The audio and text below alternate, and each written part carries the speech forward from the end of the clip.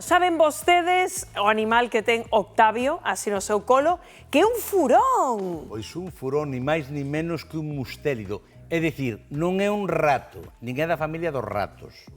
Que me trabou fai pouco, varias veces, pero traba pouquiño, non é moito que traba. Claro, o sea, están vendo un furón, a verdade que é super, bonita, hai que dicir, porque é unha femia. E ademais de ser unha femia, se chama Aura. Ah, chamase Aura, pero é rabuda porque amosa a cámara, sí, querido Octavio, como che trabou. Un pouquiño me trabou pero bastante. Pero eso non é nada, porque sabes que pasa? Que despois eu chego ao meu traballo e lle digo, son labores do oficio, gaxes do oficio. Claro, non pasa nada. Eu enseño a xente, digo, é que eu me dedico á fauna.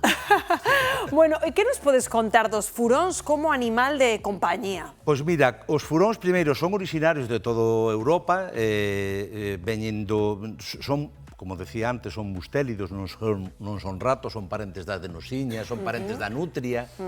Entonces son animais que son bastante sanguinarios, é dicir, que cando collen unha presa, atronzan e apapan, pero no... Cal, digamos, foi o emprego orixinal dos furóns pro ser humano? Cando se empezaron a domesticar, empezaronse a facer por tema da caza, é dicir, metíanse nos tobos, collían os coellos e sacábanos para fora xa mortos, pero destrozados, absolutamente destrozados. Pero hai outra curiosidade.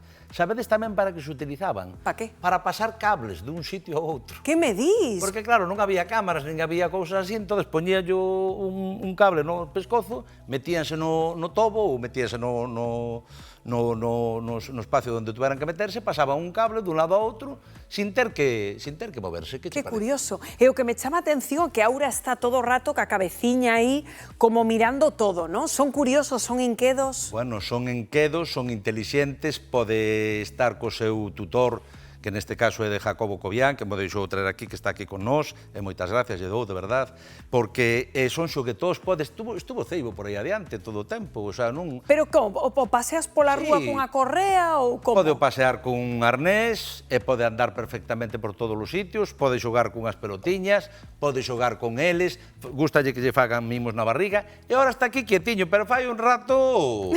Aí revirábase un pouco, pero, como di el, é unha auténtica maravilla.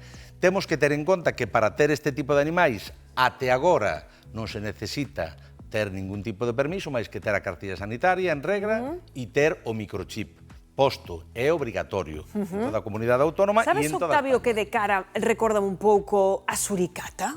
Un pouquiño, non? Hai os fuciños oscuros. Ten un toque, sí, ten un toque, pero non se parece, o sea, non son da mesma familia, ni nada. E claro, alguén que o este vendo e diga, quero ter no piso.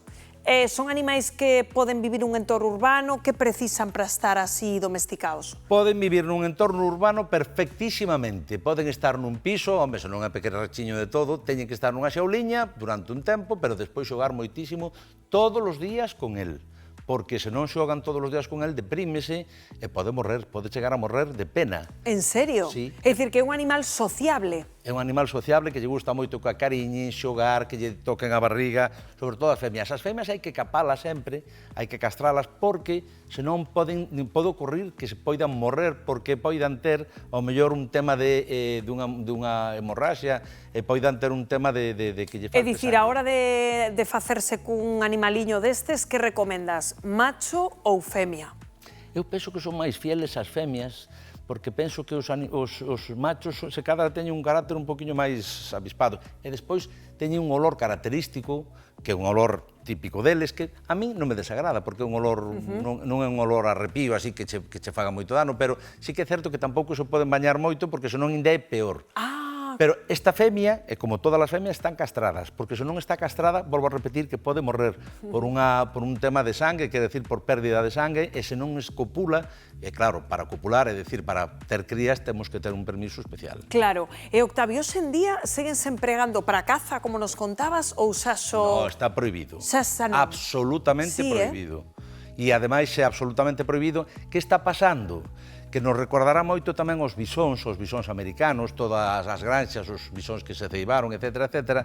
Houbo xente que ceibou tamén este tipo de furóns e o que fixo foi facer mesturas e entonces anda por iso, é unha especie invasora moitas veces. Sí? Hai que ter moitísimo cuidado e se vemos un hai que avisar sempre ao Seprona para explicarlle onde está e chamar as forzas do Estado para que poñan... Por iso o do microchip que nos dicías, non? Para ter localizado o dono dos animais. É moi difícil, pero eu a verdade é que toda a xente que teño, todas as experiencias que teño, que estuve con xente que lles gustaban este tipo de animais, realmente son super cookies, a verdade. Sí, e despois... E que comen, por certo? Pois mira, pienso para furóns un pouquinho de fruta sin pasarse moito, porque non lles gusta, o sea, non lles senta moi ben o azucre. Non me trabes, En directo non, despois me podes trabar na nariz. Aí sí, así, mira, ves.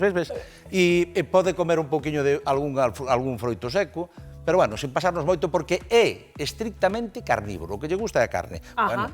Aura, por Dios, compórtate. Non, portouse moi ben, que rematou a sección, remataches a sección sen que che trabara outra vez. Queres tocarlle? Así que maravilla, pois non me atrevo moito. Vouche dicir que non hoxe, a ver. Pero é moi bonito, dame mágoa porque é moi bonito, pero claro, vendo como tes as mans, non me animo demasiado. No, pero vouche dicir unha cousa, non é que asusta para que non está acostumado, pero realmente Jacobo ten moi ben adistrada e isto podía ser moito peor chegar á pleura.